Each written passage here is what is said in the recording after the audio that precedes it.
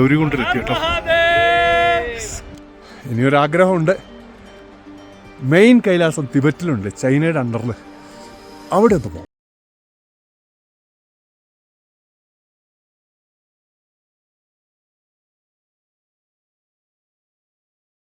ധാർച്ചുലയിൽ നിന്ന് വളരെ രാവിലെ ഒരു 6 മണി സമയത്താണ് ഞങ്ങൾ പുറപ്പെട്ടത്. സത്യം പറഞ്ഞാൽ ധാർച്ചുലയിലെ ആ പൊടി പിടിച്ച് കിടക്കുന്ന റോഡിലൂടെ അവിടെ എത്തുമ്പോഴേക്ക് തന്നെ നമ്മൾ വളരെ എന്താ പറയുക, ടയേർഡായിരുന്നു.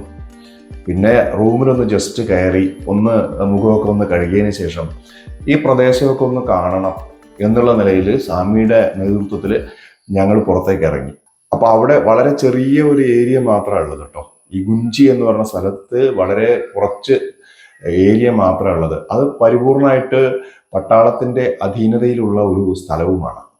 ഇതൊരു ചെറിയ പാലം കടന്നിട്ടാണ് കാളി നദിയുടെ തീരത്ത് നിന്ന് മാറിയിട്ട് കുട്ടിഗംഗാ നദീ തീരത്ത് കൂടിയിട്ട് നടന്ന് നപാൽച്ചോ, അങ്ങനെയാണ് ആ സ്ഥലത്തിൻ്റെ പേര് പറയുന്നത്. ചിലതൊന്നും നമ്മുടെ നാവിന് തന്നെ കൊള്ളാത്ത പേരുകളാണ്. ഈ നപാൽച്ചോ ഗ്രാമത്തിൽ നിന്ന് കുറച്ചും കൂടെ മുന്നോട്ടേക്ക് പോയി കഴിഞ്ഞാൽ നമുക്ക് ഗുഞ്ചി എന്ന് പറയുന്ന സ്ഥലത്തെത്താൻ പറ്റും. വിശാലമായിട്ടുള്ളൊരു പ്രദേശമാണ് ഈ ഗുഞ്ചി പ്രദേശം. ഒരു മൈതാനം പോലെയാണ്. നിരപ്പായിട്ടുള്ള സ്ഥലമുണ്ട്. അവിടെ കുറച്ച് സ്ഥലമാണ് നിരപ്പായിട്ട് കാണുന്നത്. ചുറ്റും ഹിമപർവ്വതങ്ങളാണ്. ആ മലഞ്ചെരുവുകളിലൊക്കെ തന്നെ പട്ടാളക്കാരോ ഗ്രാമീണരായിട്ടുള്ള ആളുകളോ ഒക്കെ തന്നെ താമസിക്കുന്നുണ്ട്. പഴയ കാലത്ത് കൈലാസ് മാനസ സരോവർ, ആദി കൈലാസ്, ചോട്ടാ കൈലാസ്, ഈ യാത്രക്കിടയിലെ ഒരു പ്രധാനപ്പെട്ട ഇടത്താവളമാണ് ഗുഞ്ചി എന്ന് പറയുന്നത്. ഇവിടെ KMVNന്റെ ക്യാമ്പുണ്ട്, PWD റെസ്റ്റ് ഹൗസ് ഉണ്ട്, ITBPയുടെ ഒരു base camp, state bank of ഇന്ത്യയുടെ ഒരു ചെറിയ ബ്രാഞ്ച് ഉണ്ട്, ഒരു കസ്റ്റംസ് ഓഫീസ് ഉണ്ട്, പോസ്റ്റ് ഓഫീസ് ഉണ്ട്. ഇതൊക്കെ ഈ ചെറിയ സ്ഥലത്ത് സജ്ജീകരിച്ചിട്ടുണ്ട്. കുമോൺ മണ്ഡൽ വികാസ് നിഗം, അതായത് KMVN, അവരുടെ ഒരു ക്യാമ്പും PWD റെസ്റ്റ് ഹൗസും, ഇത് രണ്ടും തീർത്ഥാടകരെ ഉദ്ദേശിച്ചിട്ടുള്ളതാണ്. ഇതല്ലാതെ പ്രൈവറ്റ് ആയിട്ടുള്ള സംഗതികളും ഉണ്ട് കേട്ടോ, താമസ സൗകര്യങ്ങൾ. ഈ സ്ഥലമാണ് ഗുഞ്ചി. പണ്ട് MK രാമേന്ദ്രൻ്റെ പുസ്തകത്തിൽ ഞാൻ വായിച്ചിട്ടുണ്ട്. ആദ്യ ഒറിജിനൽ കൈലാസത്തിലേക്ക് പോകുന്ന വഴിക്കുള്ള ഒരു സബ്സ്റ്റേഷനാണിത്. അതേപോലെ ബുദ്ധിമുട്ടുണ്ടായിരുന്നു ഈ കൈലാസത്തിലേക്കും പോകാൻ, ആദ്യ കൈലാസത്തിലേക്ക്. രാമേന്ദ്രൻ പോയതാണ്ട് 28 ദിവസം എടുത്താണ്. അപ്പോൾ അത്രയ്ക്ക് ബുദ്ധിമുട്ടിയാണ് അന്ന് രാമേന്ദ്രൻ ഇവിടെ വന്നത്. അദ്ദേഹത്തിൻ്റെ പുസ്തകത്തിൽ നിന്നാണല്ലോ നമ്മൾ ഇതിനെക്കുറിച്ചൊക്കെ അറിയുന്നത്. അന്ന് വണ്ടിയില്ല, കുതിരയും കഴുതയും വരുമായിരുന്നു. പക്ഷെ രാമേന്ദ്രൻ നടന്നു തന്നെ വന്നു. ഇവിടെ ആദ്യ കൈലാസിൽ രാമേന്ദ്രൻ ധാർച്ചുലയിൽ നിന്ന് നടന്നു വന്നു, തിരിച്ച് നടന്ന് അവിടെ ചെന്നു. ഇന്നത്തെ യാത്രയോട്ട് സത്യത്തിൽ ഞാൻ പ്രതീക്ഷിച്ചില്ല ഈ യാത്ര ഇത്രയും നടക്കുമെന്നുള്ളത്. കാരണം പലരും പലതവണ വന്ന് തിരിച്ചു പോയിട്ടുള്ള കേസാണ്. നമ്മൾ ഒരു തവണ വന്ന് തിരിച്ചുപോയി. എന്തായാലും ഇത്തവണ പൂർണ്ണമായിട്ട് പറയാനൊക്കെ ഇല്ല, എങ്കിലും 70% ആയിക്കഴിഞ്ഞ് നാളെ ബാക്കി പറയുന്നതായിരിക്കും. അടുത്ത വീട് കണ്ടോ നിങ്ങൾ? അതിൻ്റെ മുകളിൽ പഴയ കാലത്തെ വീടുകളുടെ ടൈപ്പിൽ ഉണ്ടാക്കിയാണേ. ഇതിൻ്റെ ഒരു പ്രത്യേകത എന്ന് വെച്ചാൽ, ഇത് സ്പിതി വാലിയിലൊക്കെ നമ്മൾ കണ്ടിട്ടുണ്ട്, ചളിയിൽ തൂത്തിരിക്കുന്ന ചുമര്. ഇത് വട്ടവടയിലൊക്കെ ഉള്ളത്. പക്ഷെ വട്ടവടയിൽ ഇല്ലാത്തൊരു കാര്യമാണ് ഈ പറഞ്ഞിരിക്കുന്ന സംഭവം. ഇതെന്തോ ഇവിടുത്തെ ഒരു സംഭവം, പുല്ലോ എന്തോ ഒരു സാധനം, അല്ലല്ല, ഈ ഇലകളാണ്, എന്തോ ഒരു മരത്തിൻ്റെ ഇലയാണ്, അതവിടെ ഫിക്സ് ചെയ്തിരിക്കുകയാണ്. അതിൻ്റെ മുകളിൽ ഈ പാറയാണ് കേട്ടോ, ശില വെട്ടി വെച്ചിരിക്കുകയാണ്. തണുപ്പിനെ കൈകാര്യം ചെയ്യാൻ വേണ്ടിയാണ് ഇത്തരം മുറികൾ ഉണ്ടാക്കിയത്. ജനൽ നോക്കിയേ, അതേപോലെ തന്നെ ഇതിൻ്റെ മുറികൾ കണ്ടോ നിങ്ങൾ, ചെറിയ കണ്ടല്ലേ, ഇതാണ് അതിൻ്റെ മുറി. വിറകുകൾ വെച്ചിരിക്കുകയാണ്. ഇതൊക്കെ കത്തിക്കാൻ വേണ്ടി ഇവിടെ സൂക്ഷിച്ചിരിക്കുകയാണ് കേട്ടോ. ഈ ചേട്ടൻ ഇവിടെ ഇരുന്നിട്ട് എന്തോ വായിച്ചുകൊണ്ടിരിക്കുക. പഴയ രീതിയിലാണ് ഇത്. ഹിമാലയത്തിൽ ഇതൊക്കെ നടക്കുള്ളൂ, നല്ല തണുപ്പ്. ഇതായിരിക്കില്ല, ഇതിലും വലിയ സംഭവമായിരിക്കും നമ്മളിനി പോകുന്ന സ്ഥലത്തൊക്കെ നമ്മൾ കാണാൻ പോകുന്നത്, അല്ലേ വിജയേട്ടാ? നാളെ നമ്മൾ ഇതിലും ഗംഭീരമായിരിക്കും എന്ന് കരുതാം. പ്രിയപ്പെട്ടവരെ, ഇവിടെ ഗുഞ്ചിയിൽ വന്നപ്പോൾ ഇവിടുത്തെ ഒരു കൺസ്ട്രക്ഷൻ, അതായത് ഇവിടെ ഗുഞ്ചിയിൽ വന്നപ്പോഴേ ഇവിടെ മതിൽ കെട്ടുന്നത് കണ്ടോ? മതിൽ മീൻസ് റൂമിൻ്റെ ചുമരാണ് കെട്ടിക്കൊണ്ടിരിക്കുന്നത്. ഇവിടുത്തെ നമ്മുടെ ഒരു നേപ്പാളി ബ്രദർ ഇത് കെട്ടിക്കൊണ്ടിരിക്കുകയാണ്, ഇവിടുത്തുകാരനാണ്. കണ്ടോ, ഇതാണ് ഇവിടുത്തെ ചുമര്. ഇതിൻ്റെ മുകളിൽ ചളി തൂത്ത് ആണ് ഉണ്ടാക്കുന്നത്. ഒരു മുറി ഉണ്ടാക്കുകയാണ് അദ്ദേഹം തന്നെ. പാറയൊക്കെ പൊട്ടിച്ച് ശിലയൊക്കെ പൊട്ടിച്ച് അതിൻ്റെ മുകളിൽ കയറ്റി ഈ സംഗതി വെക്കുകയാണ്. ഇവർ ഡോറ് കണ്ടോ നിങ്ങൾ? അത്രയേ ഉള്ളൂ ഹൈറ്റ്. ചളി തേക്കും. ഇതാണ് മുറി. ഇവിടെ ചളി തൂത്തിരിക്കുകയാണ് കേട്ടോ. ഇതാണ് നമ്മൾ ഉണ്ടാക്കാൻ പോകുന്ന മുറി. കണ്ടോ?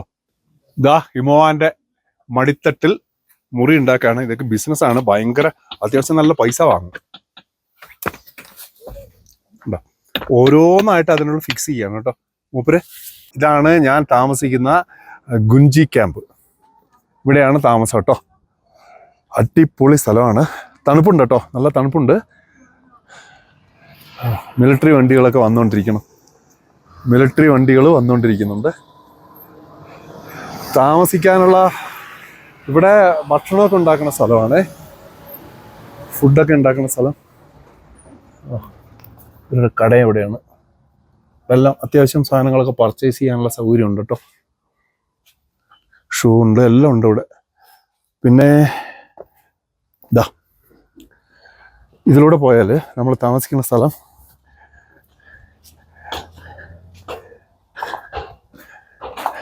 ക്യാമ്പ് സൈറ്റിലേക്കുള്ള വഴി ഇതാണ്. ആകെ ഒരു ഡബ്ബിങ് യാർഡ് പോലെയാണ്. ഇതാണ് മുറി താമസിക്കാൻ.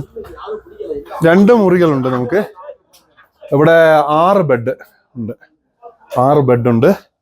പിന്നെ ഒരു ബാത്റൂം, ഇവിടെ ഒരു ടോയ്ലറ്റ് ഉണ്ട്. എല്ലാം നമ്മളൊന്നും കൊണ്ടുവരണ്ടില്ല. തലവണ, ബെഡ്, റജായി എല്ലാം ഉണ്ട്. നമ്മളെ ബാക്കിയുള്ളവര് ഇതാണ് സെക്കൻഡ് റൂം. ഇതാണ് സൗകര്യമുണ്ട് അത്യാവശ്യം. ഇവിടെയും 6 ബെഡ് ഉണ്ട്. ഇതാ വന്ന ഉടനെ തന്നെ സാമിയാർ ഇതിനുള്ളിൽ കയറി കൂടിയിരിക്കുന്നത്. തണുപ്പുണ്ട് അല്ലേ? കുറച്ച് തീരെ തണുപ്പുണ്ട്. രാത്രി തണുപ്പുണ്ട്. ഓക്കെ. പക്ഷെ നീറ്റ് ക്ലിയർ കൊള്ളാം. അതെ കിട്ടില്ല.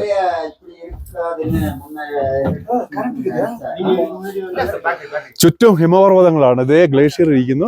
അവിടെ ഒരു പർവ്വതമുണ്ട്. ഇങ്ങനെ വരുന്നത് നല്ല രസമുള്ളൊരു സ്ഥലമാണ്.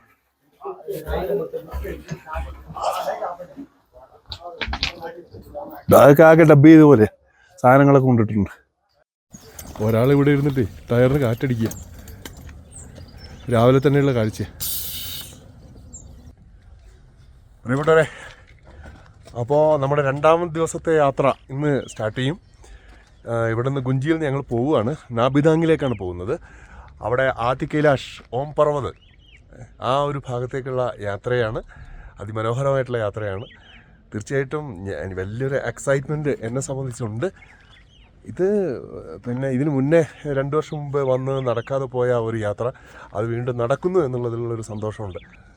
ഇന്ന് നമുക്ക് യാത്ര ചെയ്യാനുള്ള ദൂരം എന്ന് പറയുന്നത് 13 കിലോമീറ്ററാണ് നാബിദാങ്ങിലേക്കുള്ള ദൂരം. മൊത്തം നമുക്ക് 40 കിലോമീറ്റർ യാത്രയാണ്. ഒരുപാട് ഗ്രാമങ്ങളിലൂടെയൊക്കെ തന്നെയാണ് ഇന്നത്തെ യാത്ര. ഗുഞ്ചി ഞാൻ ഒരുപാടൊന്നും കാണിച്ചില്ല. വൈകിട്ട് ഇവിടെ എത്തി. പിന്നെ കുറച്ച് നേരം സമയം കിട്ടിയുള്ളൂ. അപ്പോൾ അവിടെ ആ ബേസ് ക്യാമ്പുകളൊക്കെയാണ് ജസ്റ്റ് അതിലൂടെയൊക്കെ നടന്നു പോയത്. ഇതൊരു പട്ടാള ഏരിയ ആണ്. വല്ലാതെ ക്യാമറ ഉപയോഗിക്കാൻ പറ്റില്ല. റെസ്ട്രിക്ഷൻ ഉണ്ട് ഇവിടെ കേട്ടോ. ഇതിൽ ഹൈറ്റൊന്നുമില്ല. തണുപ്പ് കുഴപ്പമില്ല. നമുക്ക് വലിയ പ്രോബ്ലം ഒന്നുമില്ല. തണുപ്പുണ്ട്. വലിയ ബുദ്ധിമുട്ടൊന്നുമില്ല. ഒരു പട്ടാളക്കാരൻ ഓടി പോകുന്നുണ്ടോ? ഓടുന്നുണ്ടല്ലേ രാവിലെ തന്നെ. രാവിലെ 3 മണിക്ക് എഴുന്നേക്കണം എന്നാണ് തലേ ദിവസം തന്നെ സ്വാമി ഞങ്ങളോട് ടീമിലുള്ള എല്ലാവരോടും പറഞ്ഞത്. രാവിലെ 3 മണിക്കൊന്നും നമ്മൾ എഴുന്നേറ്റില്ല. ഒരു 4-4:30 ആകുമ്പോൾ എല്ലാവരും എഴുന്നേറ്റ്. പുറത്ത് നല്ല തണുപ്പായിരുന്നു, നല്ല നിലാവും ഉണ്ടായിരുന്നു. ഒരു 5-5:30 ആകുമ്പോഴത്തേക്കന്നെ വെളിച്ചം വന്നു. രാവിലെ നമുക്ക് ഒരു കട്ടൻ ചായയും ഒക്കെ തന്നെ കൊണ്ടു തന്നു. അതൊക്കെ കുടിച്ച് ആ തണുപ്പൊന്ന് അകറ്റി. കുളി പരിപാടികളൊന്നുമില്ല. പക്ഷേ നമ്മുടെ പ്രധാന സ്വാമിമാരൊക്കെ കുളിച്ചു കേട്ടോ. ആ തണുപ്പിലും അവരൊക്കെ കുളിച്ചു. ഭസ്മമൊക്കെ പൂശി നമ്മൾ യാത്ര ആരംഭിച്ചു. മനോഹരമായിട്ടുള്ള ഒരു വലിയ പ്രതീക്ഷയാണ്. ആദി കൈലാസം എന്ന് പറയുന്നത് നമ്മുടെ സ്വപ്നത്തിലുള്ള ഒരു സംഗതിയാണ്. ആ ഒരു സംഗതി കിട്ടുന്നതിന് വേണ്ടിയിട്ടുള്ള ഒരുപാട് കാലത്തെ മോഹങ്ങളുമായിട്ടാണ് ഇതിലെല്ലാവരും വന്നിട്ടുള്ളത്. കഴിഞ്ഞ ഒക്ടോബറിൽ വന്ന് മടങ്ങിപ്പോയതിൻ്റെ ഒരു നിരാശയും ഞങ്ങൾക്കുണ്ടായിരുന്നു. അപ്പോൾ സ്വാമിയുടെ നേതൃത്വത്തിൽ വീണ്ടും വന്നിരിക്കുകയാണ്. അപ്പോൾ അങ്ങനെ രാവിലെ നമ്മൾ യാത്ര ആരംഭിച്ചു. പൊടി പറത്തിയ റോഡുകളിലൂടെ നമ്മൾ മുന്നോട്ടേക്ക് പോയി.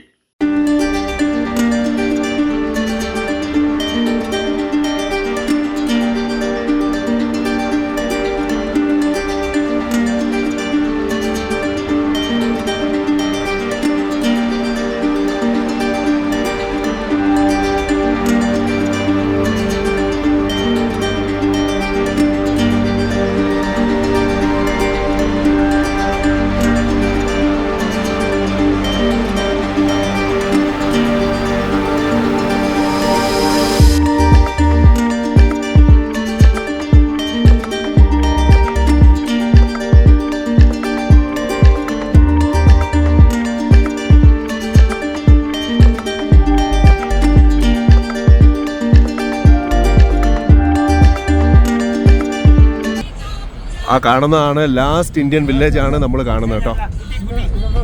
റാങ്കോങ് വില്ലേജ് ആണ് കേട്ടോ. ഇനിയൊരു വില്ലേജ് ഉണ്ട്, കുട്ടി വില്ലേജ്.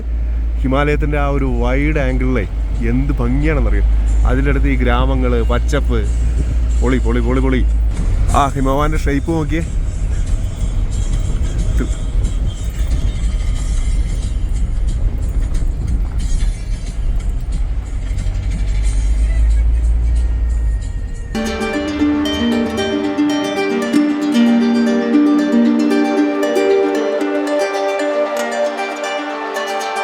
ആ നദിയുടെ തീരത്തൂടെയുള്ള നമ്മുടെ ആ ഒരു യാത്രയുണ്ടല്ലോ, എന്ത് മനോഹരമാണെന്നറിയാം. വൻ പർവ്വതങ്ങൾക്കിടയിലൂടെ ആ നദിയും അതിൻ്റെ ഒരു ഒഴുക്കും. ദേ പട്ടാളക്കാർ പോകുന്നു. പട്ടാളക്കാര് രാവിലെ അവരുടെ ഡ്യൂട്ടിക്ക് വേണ്ടി പോവുകയാണ്. കണ്ടോ?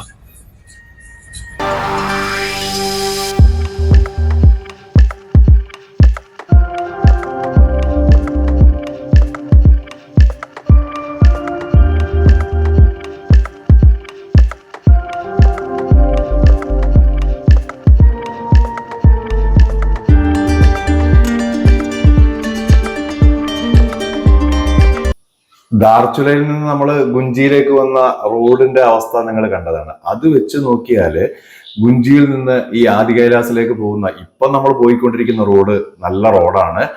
അതുപോലെ തന്നെ ചുറ്റും ആ പൈൻമരങ്ങളോ അല്ലെങ്കിൽ നമുക്കറിയാത്തതായിട്ടുള്ള കുറേ കൊച്ചു കൊച്ചു മരങ്ങള്, വൃക്ഷനിബിഡമായ പ്രദേശത്തൂടെയാണ് പോകുന്നത്. അതുകൊണ്ട് തന്നെ ഓക്സിജന്റെ വലിയൊരു പ്രശ്നം തോന്നിയില്ല. ദൂരെ ഹിമപർവ്വതങ്ങളുടെ ആ ഒരു കാഴ്ചയും നമുക്ക് കാണാനുണ്ട്.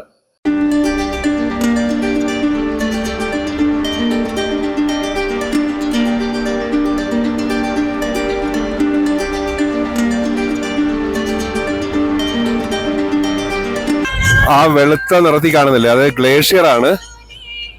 നമ്മുടെ റോഡ് സൈഡിലൊക്കെ ഇപ്പോഴും ഇത് മെയ് മാസമാണ്. അപ്പൊ ആ ഹിമാലയത്തിന്റെ ആ ഒരു ഇത് കണ്ടില്ലേ, ഓക്കെ, ഗ്ലേഷ്യർ ആണ്. ആ വെള്ള കാണുന്നത് വലിയ ഗ്ലേഷ്യറാ.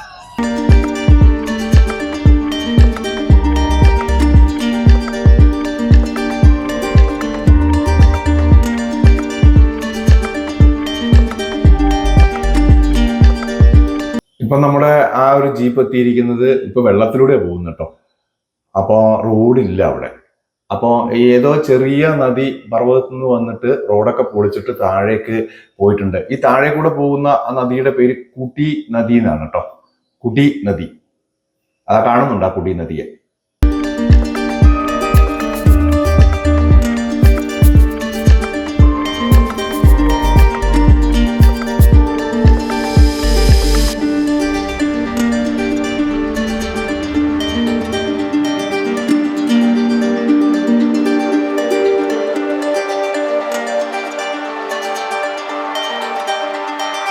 ഇപ്പൊ നമ്മളൊരു മനോഹരമായ ഒരു പാലം കടന്നാണ് പോകുന്നത്. പാലം കടന്നപ്പോൾ പിന്നെ റോഡിന്റെ കാര്യമൊക്കെ ശോകമായി. ദൂരെ കുടി നദിയുടെ ആ ഒരു നല്ല വൈഡ് ക്യാൻവാസിൽ അത് കാണാൻ പറ്റുന്നുണ്ട്. ആ ഒഴുക്കൊക്കെ നമുക്ക് കാണാൻ പറ്റുന്നുണ്ട്. ചില സ്ഥലത്തൊക്കെ നീർച്ചോല പോലെയാണ് കാണുന്നത്. ഇപ്പൊ പോകുന്ന സ്ഥലം നോക്കിയാൽ റോഡേ ഇല്ല, കല്ലും മണ്ണും മാത്രമാണ്. ഇത് താൽക്കാലികമായിട്ടുണ്ടാക്കിയ ഒരു റോഡ്. എനിക്ക് തോന്നുന്നത് ഇവിടെ ഇടക്കിടക്ക് ലാൻഡ് സ്ലൈഡ് ഉള്ള ഒരു സ്ഥലമാണെന്ന് തോന്നുന്നു. അത് ഉറപ്പിച്ച് നിർത്താൻ പറ്റുമായിരുന്നെങ്കിൽ മിലിറ്ററി ആ റോഡ് ഉണ്ടാക്കി. ഇപ്പൊ തീരെ റോഡില്ല. ഇത് ആ മലയുടെ ഒരു ഭാഗം ഇടിച്ച് ഒന്ന് നിരപ്പാക്കിയിട്ട് റോഡിന്റെ താൽക്കാലിക ഒരു അഡ്ജസ്റ്റ്മെന്റ് പോലെ ഒരു റോഡ് ഉണ്ടാക്കിയിരിക്കുകയാണ്. സർവത്ര പൊടിയാണ്. ആ കുടി നദിയിലെ വെള്ളം തന്നെ നല്ല കലങ്ങി മറിഞ്ഞാണ് ഒഴുകുന്നത് കേട്ടോ. ആ കലക്ക് വെള്ളത്തിന്റെ കളർ നമുക്ക് കാണാൻ പറ്റുന്നുണ്ട്. ഇടക്കിടക്ക് തന്നെ ഐസ്, ഗ്ലേഷ്യർ കാണാൻ പറ്റുന്നുണ്ട്. ദൂരെ നിന്ന് ഒരു കണ്ട നീർച്ചാല് പോലെ കുടി നദി വരുന്നത് എന്ത് മനോഹരമാണല്ലേ കാഴ്ച.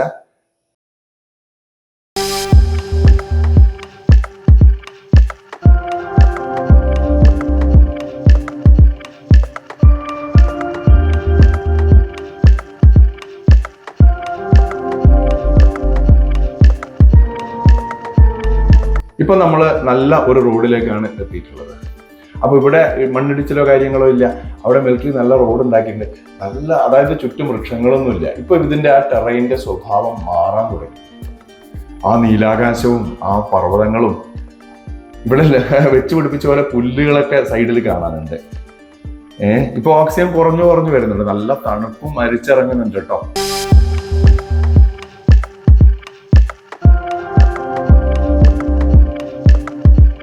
നമ്മളിപ്പോ ദൂരെ കാണുന്നില്ലേ, അതാണ് ഇവിടെ ഈ ഭാഗത്തുള്ള ഇന്ത്യൻ അതിർത്തിയിലെ ലാസ്റ്റ് വില്ലേജ് ആണ് കുട്ടി എന്ന് പറയും. ബദ്രിനാഥിനടുത്ത് മാനയിലും ഒരു ലാസ്റ്റ് വില്ലേജ് ഉണ്ട്. ഇതുപോലെ നോർത്ത് ഈസ്റ്റ് ഭാഗങ്ങളിലൊക്കെ തന്നെ അതിർത്തി പ്രദേശങ്ങളിൽ ലാസ്റ്റ് വില്ലേജ് ഉണ്ട്. അപ്പോൾ ഈ ഭാഗത്ത് ഗ്രാമീണർ താമസിക്കുന്ന, വില്ലേജേഴ്സ് താമസിക്കുന്ന ഏറ്റവും അവസാനത്തെ വില്ലേജ് ആണ് നമ്മൾ കാണുന്നത്. അവിടുത്തെ വീടുകളൊക്കെ നമുക്ക് ഇവിടെ കാണാൻ പറ്റുന്നുണ്ട്.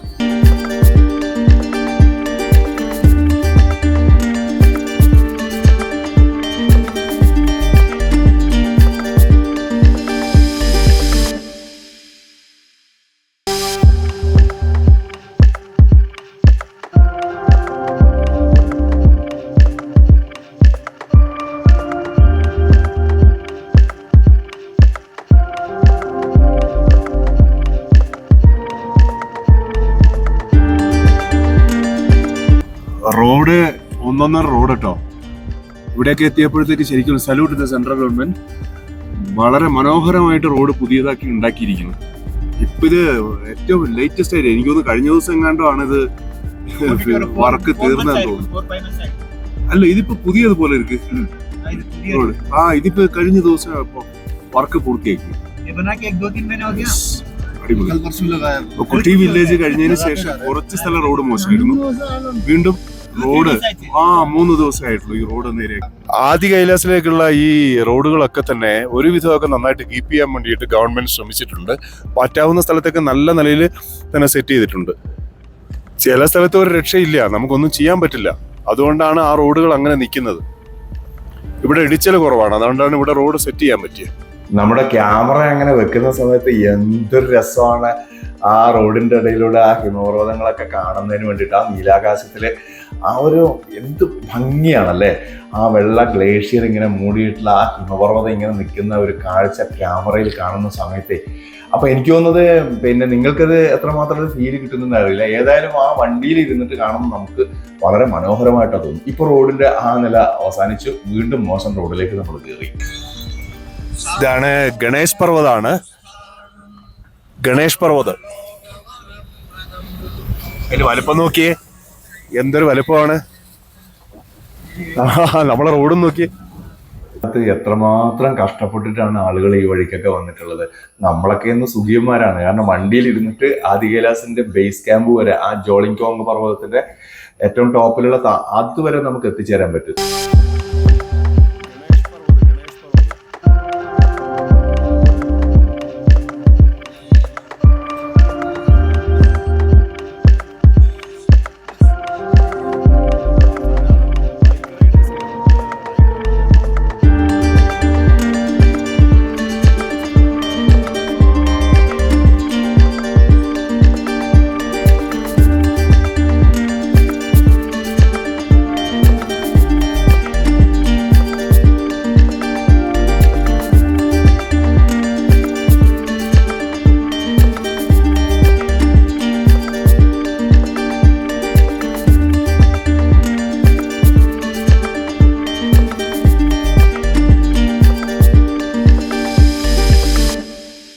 കാണാൻ വേണ്ടിയിട്ട് നമുക്കൊരു നല്ല സ്ഥലമുണ്ടെന്ന് പറഞ്ഞ് ഡ്രൈവർ നിർത്തിയതാണ്. നമുക്ക് ആ കാഴ്ചകൾ കാണാം.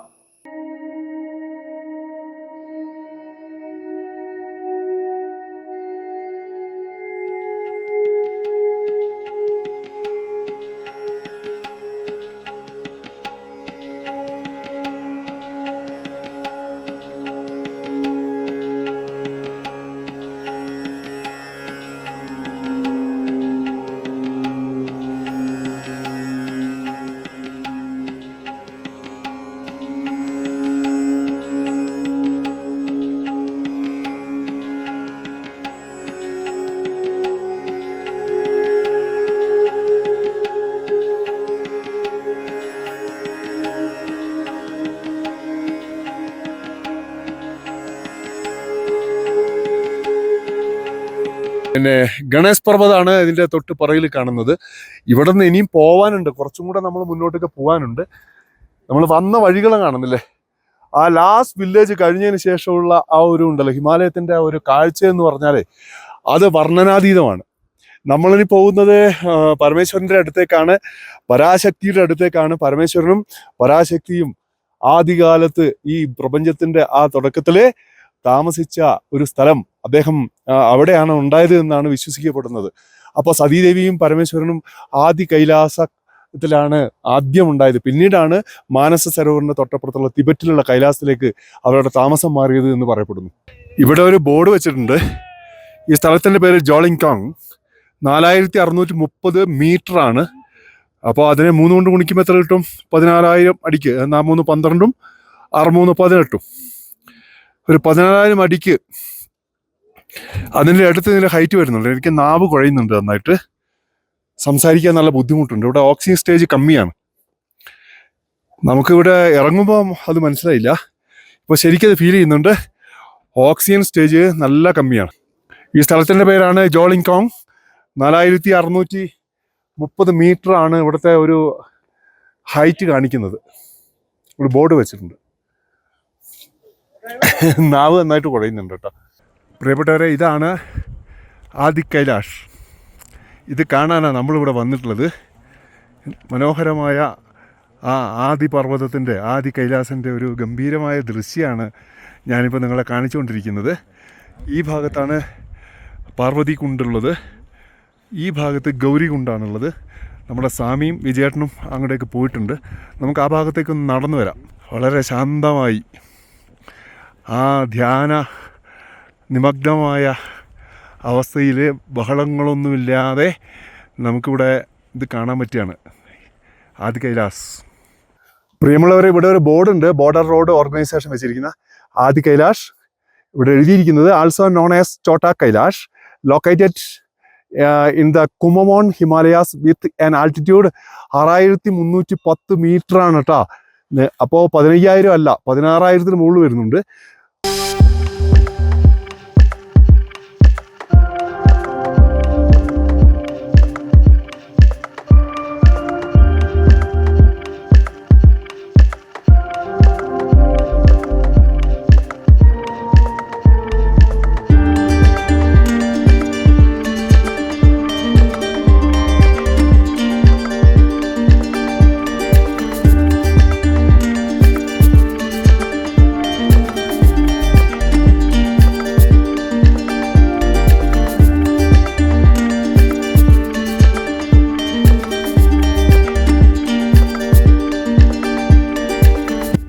ഇവിടെ ഒരു അമ്പലമുണ്ട്. നമുക്ക് അമ്പലത്തിലോട്ടൊന്ന് പോവാം. ഇവിടെ ഒരു ക്ഷേത്രമുണ്ട് കേട്ടോ. യഥാർത്ഥത്തിൽ ഈ കൈലാസം പർവ്വതം മാത്രമേ ഉള്ളൂ. ശിവസാന്നിധ്യം പർവ്വതത്തിലാണ്. ഇതൊക്കെ നമ്മൾ പിന്നീട് ഉണ്ടാക്കിയതാവാം. ഇവിടെ ക്ഷേത്രത്തിനൊന്നും വലിയൊരു പ്രാധാന്യം ഇല്ല. ഈ പർവ്വതത്തിനാണ്, ചോട്ടാ കൈലാഷ് എന്ന് പറയുന്ന ആദി കൈലാസത്തിനാണ് പ്രാധാന്യം. തൃശൂലം അവിടെയുണ്ട് കേട്ടോ. വലിയൊരു തൃശൂലം കണ്ടോ? തൃശൂലം കണ്ടോ? ആഹാ, ചപ്പൽ ഊരിയിട്ട് നമുക്ക് അവിടെ നിന്ന് പോയി തൊഴുതിട്ട് വരാം. ആ തൃശൂലത്തിന് നേരെ പിറകിലായിട്ട് ശിവസാന്നിധ്യം ആദി കൈലാസ് പർവ്വതം. വാവ്.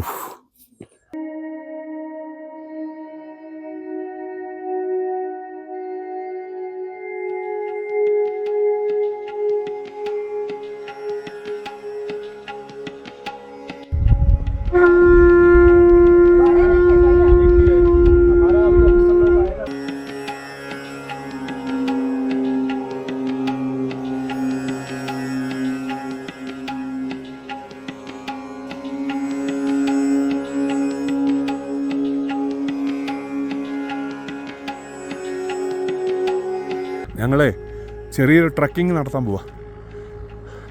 കൈലാസപർവ്വതത്തിന് തൊട്ട് താഴെയുള്ള ഗൗരികുണ്ടിലേക്കാണ് പോകുന്നത്.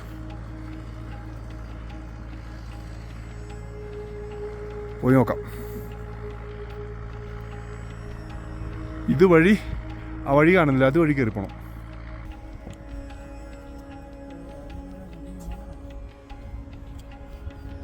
അവിടെയൊക്കെ വിജയേട്ടാ.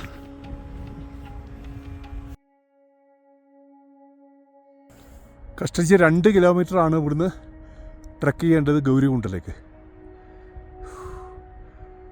അധികം ഞാൻ വർത്താനം പറയുന്നില്ല.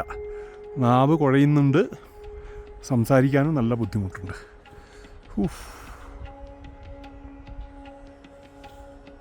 എല്ലാവരും ഏജ്ഡാണ്. 70 വിജയേട്ടന്. 68. ദേവരാജൻ സാർ എത്ര ഏജ്? 68. 68. ഞാൻ നാട്ടിൽ നിന്ന് എൻ്റെ കൂട്ടുകാരെ പലരെയും ഹിമാലയത്തിൽ ട്രാവൽ ചെയ്യാൻ, ട്രക്ക് ചെയ്യാനൊക്കെ ചിലരൊക്കെ വിളിക്കാറുണ്ട്. ആരും വരാറില്ല, പലരും വരാറില്ല. പ്രത്യേകിച്ച് എൻ്റെ കൂടെ ജോലി ചെയ്യുന്നവർ, നല്ല ആരോഗ്യമുള്ളവർ. അവർക്ക് പേടിയാ, മരണഭയം. ഹിമാലയത്തിൽ വന്നിട്ട് അയ്യോ വയ്യ, നടക്കാൻ വയ്യ, റിസ്ക് വയ്യ, കഷ്ടമാണ്, ഇങ്ങനെയൊക്കെയാണ് പറയുക. ഒന്ന് ആലോചിച്ച് നോക്കുക. നമ്മുടെ ജീവിതത്തിൽ ഹിമാലയം എന്നല്ല, കുറച്ച് കഷ്ടപ്പെട്ടിട്ട് മനോഹരമായിട്ടുള്ള ഇടങ്ങളിൽ നമ്മൾ എത്തിച്ചേരുമ്പോൾ നമുക്ക് കിട്ടുന്ന ഒരു ആത്മനിർവൃതി ഇല്ലേ, അതനുഭവിക്കണം. പേടിച്ച് നിന്നാൽ എവിടെയും പോകാൻ പറ്റത്തില്ല. പേടിച്ച ജീവിതത്തിൽ തന്നെ നമ്മൾ തോറ്റുപോകും.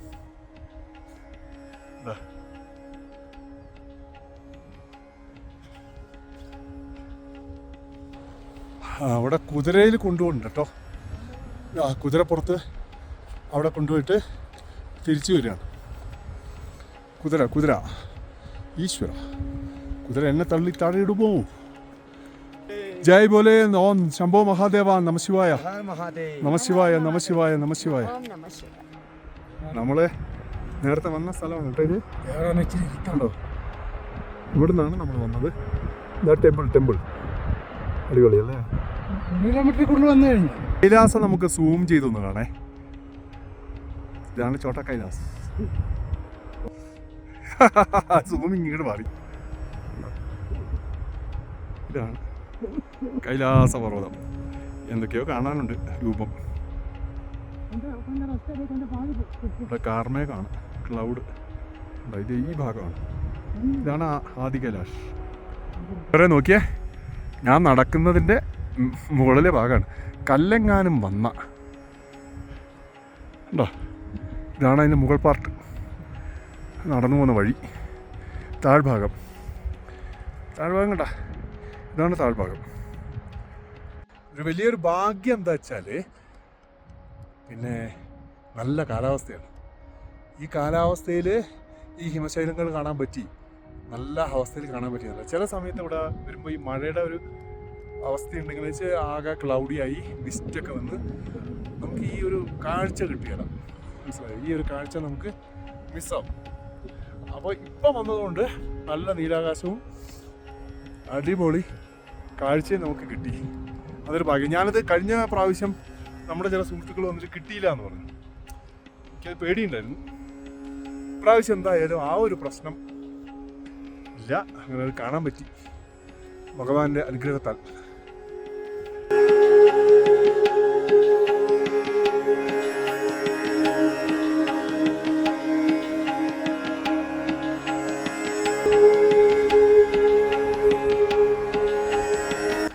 ഇവിടെ എത്തിയപ്പോൾ ഗ്ലേഷ്യർ ഉണ്ടായിരുന്നുകൊണ്ട് അതിലൂടെ വഴി ഒന്ന് സ്പ്ലിറ്റായി.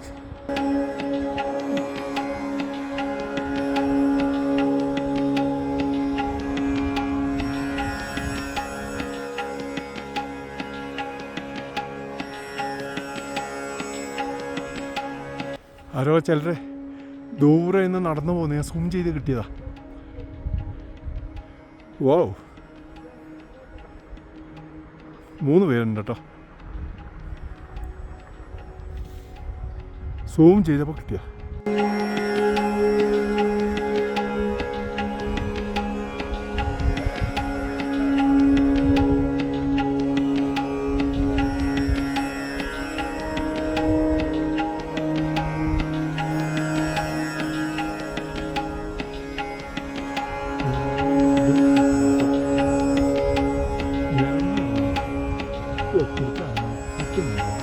അയ്യോ,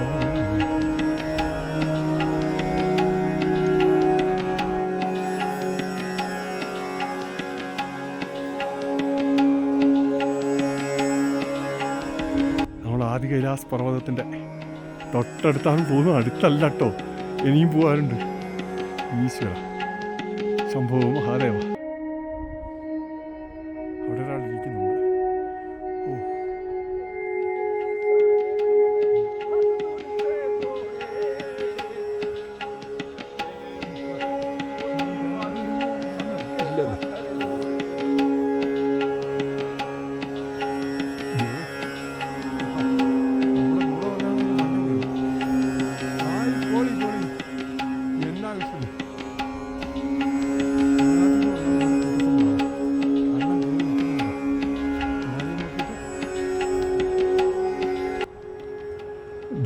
പോലീസുകാരൻ ഇറങ്ങി കയറുന്നു.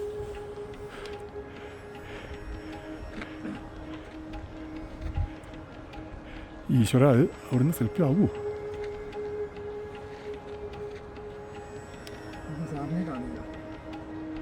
അതിലെ പോകാൻ പാടില്ലായിരുന്നു. വീഴുവോ?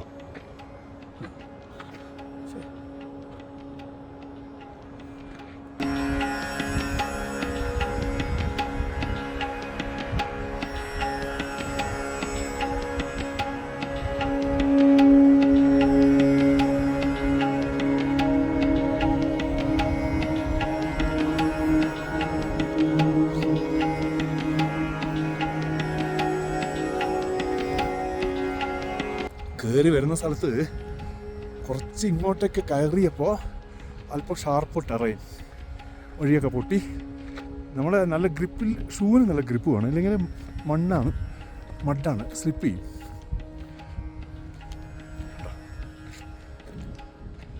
ശ്രദ്ധിച്ചില്ലെങ്കിൽ പണി കിട്ടും.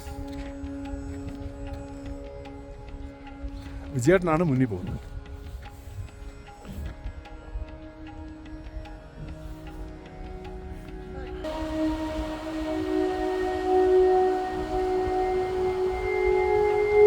ഗൗരികുണ്ടിലെത്തി കേട്ടോ. ഇതാണ് ഗൗരികുണ്ട്. ആദിപരാശക്തിയായ സതീദേവിയും മഹേശ്വരനും ആദികാലത്ത് വാണരുളിയ ആദി കൈലാസം, ഇതിന് ചോട്ടാ കൈലാസം എന്ന് പറയും.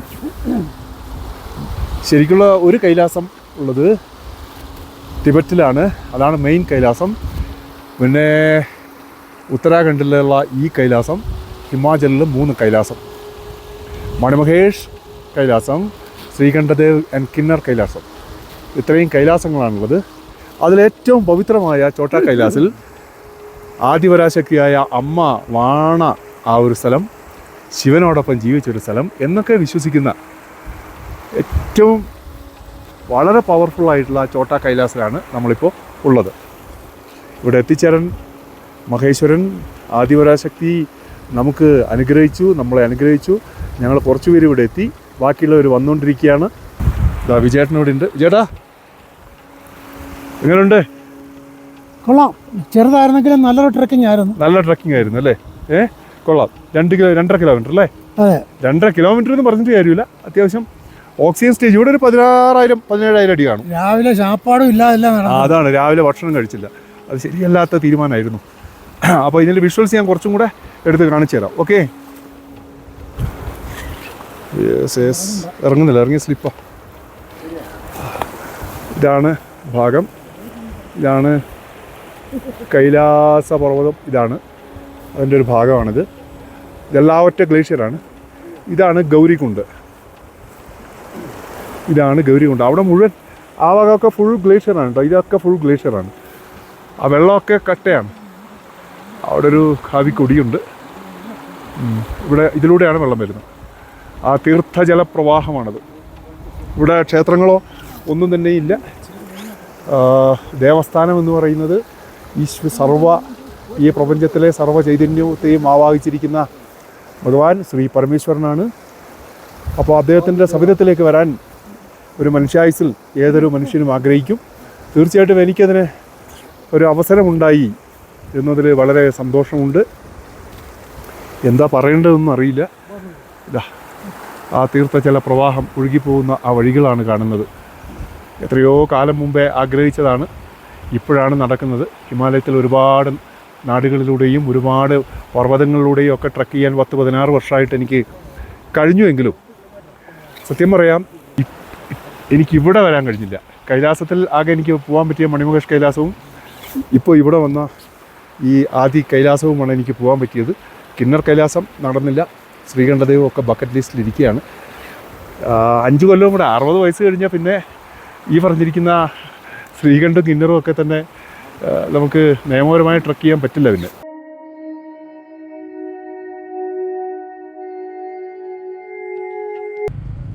വിജയേട്ട മുന്നിൽ നടക്കുകയാണ്. പൊളിയാട്ടോ അവിടെ. എന്നാകുമ്പോ പൊളിയെന്ന് പറഞ്ഞാൽ പൊളി. മെയ് മാസം കത്തണ ചൂടുള്ള നാട്ടിൽ നിന്ന് ഇവിടെ വന്നിട്ടേ ഗുഞ്ചിയിൽ വന്നപ്പോൾ എന്ത് മനോഹരമാണ്.